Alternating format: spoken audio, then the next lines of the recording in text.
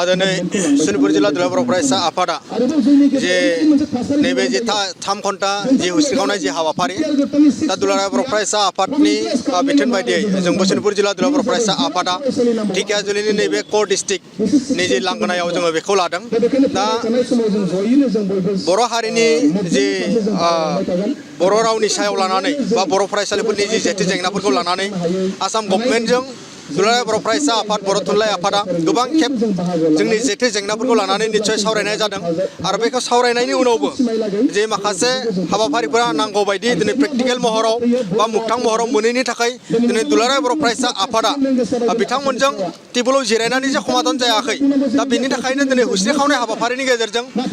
बिथांमोना जुदि खोनायाखैब्ला खोनासंहैनो थाखाय दुलाराय बर' फरायसा आसाम नाङैनो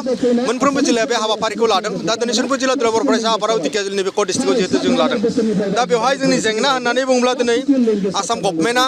बिथांमोननि आसामाव जि टेट फाथिनाय बे हाबाफारिया टेटआ बिथांमोननिया जिहेतु आसामाव फालिला दा बेनिखायनो सि टेट जि सेन्ट्रेलनि जे जायो दा बेवहाय बर' फरायसाफोरा बर' बिजोङाव साबजेक्टआव जे सि टेटआ फैनांगौनि थाखाय बेखौ गोबां खेब जोङो आसाम गभर्नमेन्टजों सावरायनाय जादों सेन्ट्रेल गभर्नमेन्टजों दासिमबो बेखौ फैनाय जोङो नुनो मोनाखै। दा बेबायदिनो नैबे जोंनि जे बर' बिजोङाव फरायनाय फरायसा फरायसुलि बिथांमोना जि हाई सेकेन्डारि लेभेलाव हाई सेकेन्डारि फरायनाय फरायसा फरायसुलि बिथांमोना थांनाय बोसोरनिफ्राय बर' बिजोङाव फरायनो मोन्दों। नाथायबा बिथांमोननि जि जोंनि शनितपुर जिल्ला ओनसोलाव बा गुबुन गुबुन जिल्ला ओनसोलफ्राव हाई सेकेन्डारि थाखानाय हाई स्कुलफोरखौ आपग्रेडेसन खालामदोंब्लाबो दा मोगथां महराव बेफोर मोनाखै खालिबोल' बिथांमोना आपग्रेडेसन जानानै दङ बै ओनसोलफ्राव हाई स्कुलनि फोरोंगिरि जिहेतु गैया दा बेवहाय गोदान फोरोंगिरि होनानै बिथांमोना हाई स्कुलफोरखौ आपग्रेडेसन खालामनांगौ दा बेफोरबो नांगौ बायदि दिनै मोगथां महर मोनाखै। दा बिथांमोना जोंनि बर' बिजोंखौ माने जि बिमा बाथुलिनि जि नोजोर होनाय बेखौ जोङो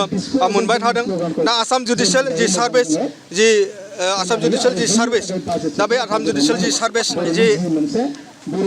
आसाम जुडिसियेल जि सार्भिसाव बर' लेंगुवेजखौ सोनानै जाहाथे जोंनि माबानायनि जि बाथ्रा बुंनाय दा बेफोरो दिनै मोगथां महर मोनाखै बेखौ जोङो गोबां समनिफ्राय जोङो बेखौ डिमान्ड खालामनाय जादों। दा बेवहाय मडेल कलेजनि बाथ्रा दङ दा मडेल कलेज माखासे खुलिदों दा बेवहाय जोंनो बर' बिजोंनि जे फोरोंगिरि बिथांमोनखौ जोंनो नांगौ दा बेफोर दिनै जाफुङाखै दा बेफोरखौ लानानै डिमान्ड खालामदों। दा बेवहाय जोंहा अंगनबादि फरायसालिफ्राव जोंनि बर' बिजोंजों फरायनो मोननायनि थाखाय माने बर' लेखा दासिमबो जोङो मोननो हायाखै दा बेफोरो जोंनि डिमान्डआव जिहेतु दङ हिसाबै आरो एजिएस स्कुल जोंनि शनितपुर जिल्लायाव एजिएस स्कुल आरो बिश्वनाथ जिल्लायाव 70निबो बांसिन बा 70निबो बांसिन एजिएस स्कुल दङ हिसाबै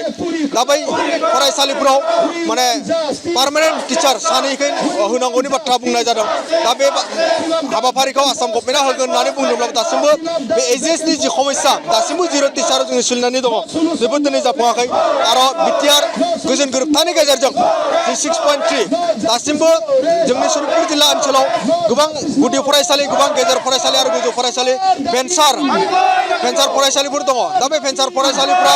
दिनै गोबां बोसोरनिफ्राय बेयाव जोंनि फोरोंगिरि बिथांमोना जेबो दरमाहा मोनालासिनो जेबो मोनालासिनो फोरोंगासिनो दङ। दा 6.3 बिटिआर गोजोन गोरोबथानि जि 6.3 मोनसे दफा दङ बे दफाखौ थाबैनो मावफुङो जों शनितपुर जिल्ला दुलाराय बर' फरायसा आफादाबो बे खावलायो। दा बेबायदिनो गोबां जेथो जेंना दङ दा जोंहा गासै मोन 18टा डिमान्डखौ लानानै आसाम गभर्नमेन्टनिसिम दिनै जोङो डिमान्ड खालामदों जाहाथे बे डिमान्डआ जाफुङो। जोङो शनितपुर जिल्ला दुलाराय बर' फरायसा आफादाबो आसाम गभर्नमेन्टखौ जोङो खावलायो आसाम गभर्नमेन्टनि सिएम मानगोनां डक्टर हिमन्त बिश्व शर्मा बिथांखौ जों खावलायो आसाम गभर्नमेन्टनि education minister doctor Ranesh Pegu बिथांखौ जोङो खावलायो।